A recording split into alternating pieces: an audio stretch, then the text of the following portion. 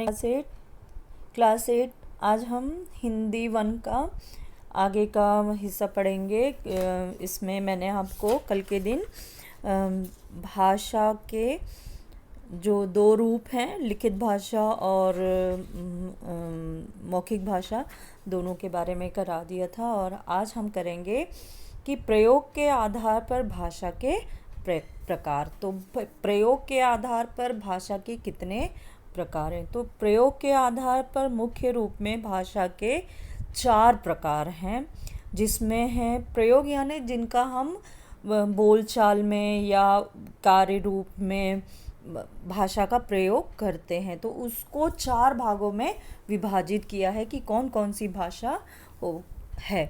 तो एक भाषा है, सबसे पहली भाषा है मातृभाषा, दूसरी है राष्ट्रभाषा, तीसरी है राजभाषा और चौथी है मानक भाषा। ठीक है। तो मातृभाषा वो होती है जो परिवार में हम अपने माता पिता के द्वारा या हमारे परिवार में जिस भाषा का प्रयोग किया जाता है, जो भाषा बोली जाती है, गढ़वाली, पंजाबी, जो भी भाषा बोली जाती है वो हमारी मातृभाषा होती है। ठीक है। राष्ट्रभाषा क्या है? तो राष्ट्रभाषा जो है, जब भारत आज़ाद हुआ तो उसके बाद में ये हुआ कि कोई एक भाषा भी निर्धारित हो जाए भाई, कि पूरे अलग अलग राज्यों में अलग अलग तरह की भाषाएं बोली और लिखी जाती थी और वो भी भाषा है। तो ऐसे में सब किस भाषा को किया जाए? तो लोगों ने इसको कहा कि हिंदी को, क्योंकि हिंदी एक ऐसी भाषा थी जिसका सभी लोग आसानी से उस भाषा का प्रयोग करते थे, सभी लोग उस भाषा का प्रयोग करते थे और वो समझी भी जाती थी, यानी एक संपर्क भाषा होती है। तो हिंदी में वो गुण था कि वो लोगों से संपर्क कर सके।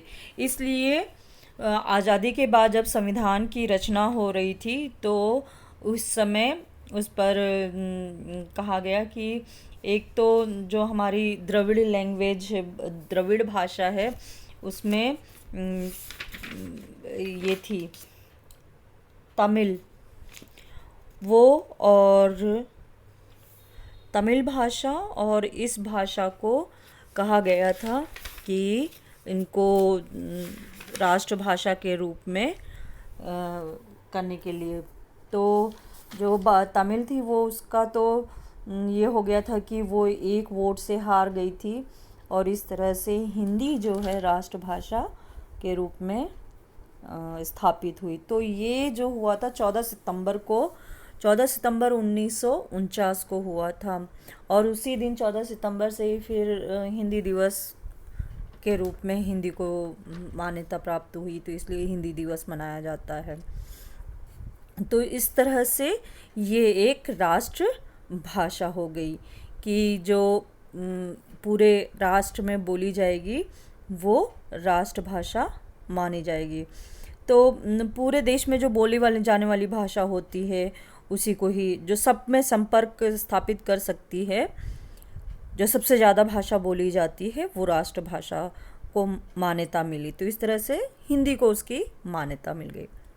अब राजभाषा क्या होती है? राजभाषा अलग अलग राज्यों में अलग अलग भाषाएं बोली जाती हैं ना, कि जैसे कहीं पे मलयालम बोली जाती है, कहीं पे पंजाबी बोली जाती है, कहीं कश्मीरी है, कहीं बंगला है, कहीं नेपाली है, कहीं मराठी भाषा बोली जाती है।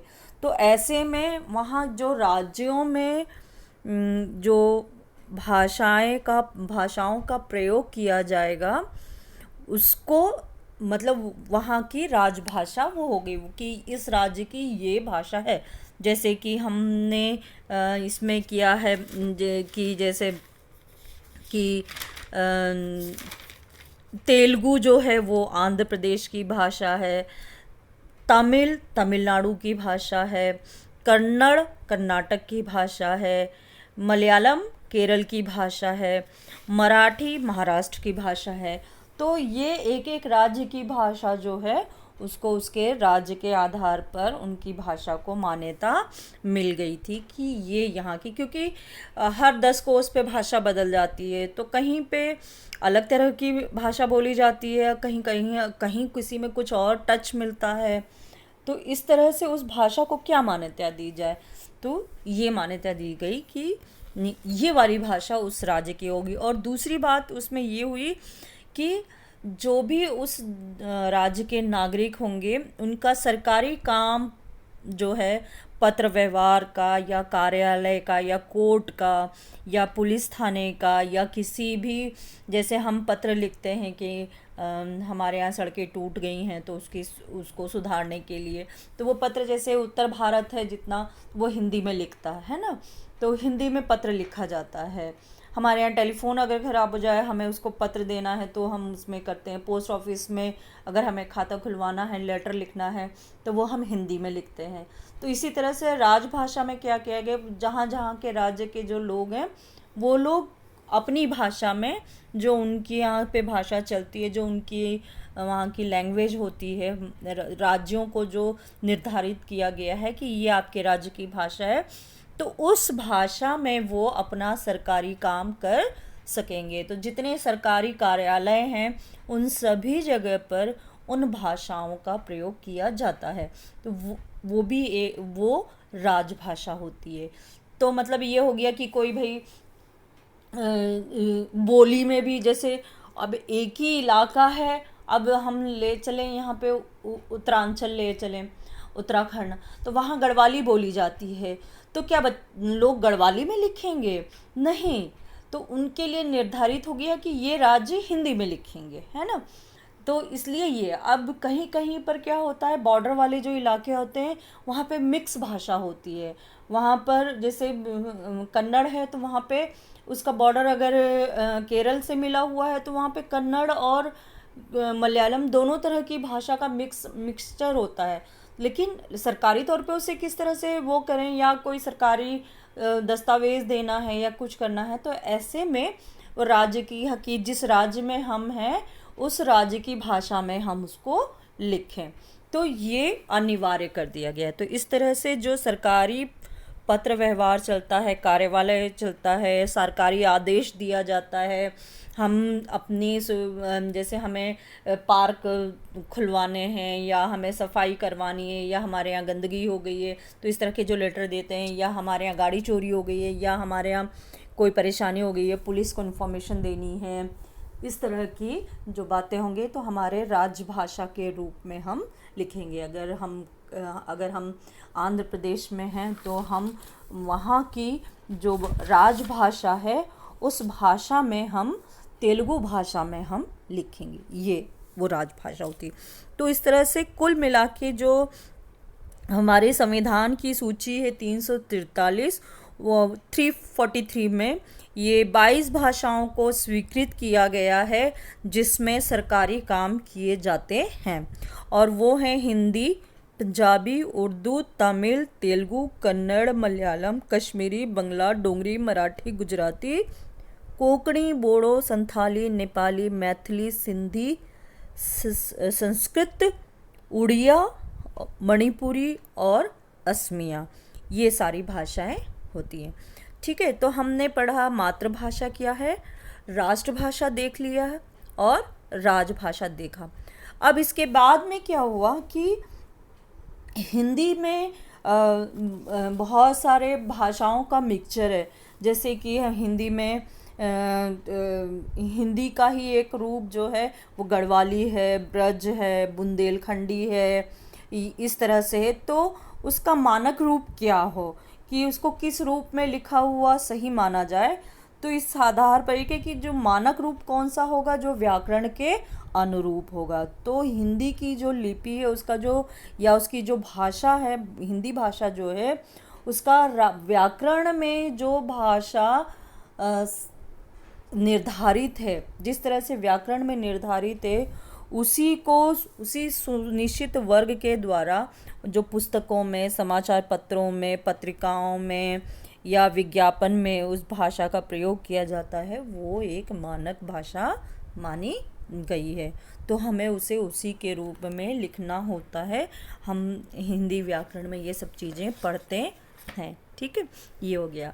अब ये तो हो गई हमारे की भाषा को प्रयोग के आधार पे कितने प्रकार की भाषाएं होंगी। तो प्रयोग के आधार पे हमारी 4 भाषाएं हो गई हैं। एक तो हमने ये पढ़ा कि भाषा के कितने रूप हैं। तो भाषा के 2 रूप हैं, मौखिक और लिखित। और भाषा प्रयोग के आधार पे कितने प्रकार की हो गई? 4 प्रकार की, मातृभाषा, राष्ट्रभाषा, राजभाषा और मानक भाषा। ठीक है, आगे है बोली। अब ये होता है कि बोली का ये है कि हिंदी के ही कई रूप हैं, हिंदी के ही कई रूप हैं, जिसमें हिमाचली भाषा भी हिंदी के रूप में ही आती है, हरियाणवी आती है, इस तरह की बुंदेलखंडी आती है, मैथिली आती है, भोजपुरी आती है, ब्रज है, मगही है। ये सारी भाषाएं जो है हिंदी की हैं। तो हर 10 कोस पे पानी का स्वाद बदल जाता है और बोली बदल जाती है। तो बोली होती क्या है? किसी एक क्षेत्र, सीमित क्षेत्र में बोली जाने वाली भाषा होती है। बहुत सीमित क्षेत्र में, जहाँ पे जैसे मतलब कि कुछ किलोमीटर पे हम जाते हैं, तो हम यहाँ से खोड़ा आते हैं तो हमारी भाषा बदल जाती है। खोड़ा से थोड़ा सा और अगर आप अलीगढ़ तक जाएंगे तो वहाँ की भाषा बदल जाएगी। अलीगढ़ से थोड़ा मेरठ की तरफ जाएंगे तो वहाँ भाषा बदल जाएगी। थोड़ा सा आप कानपुर तक जाएंगे तो वहाँ की भाषा, कानपुर से लखनऊ जाएंगे तो बिल्कुल अदब वाली भाषा आ जाती है। वहाँ से आगे जाएंगे तो उसमें से अवधी भाषा का मिश्रण मिलना शुरू हो जाता है।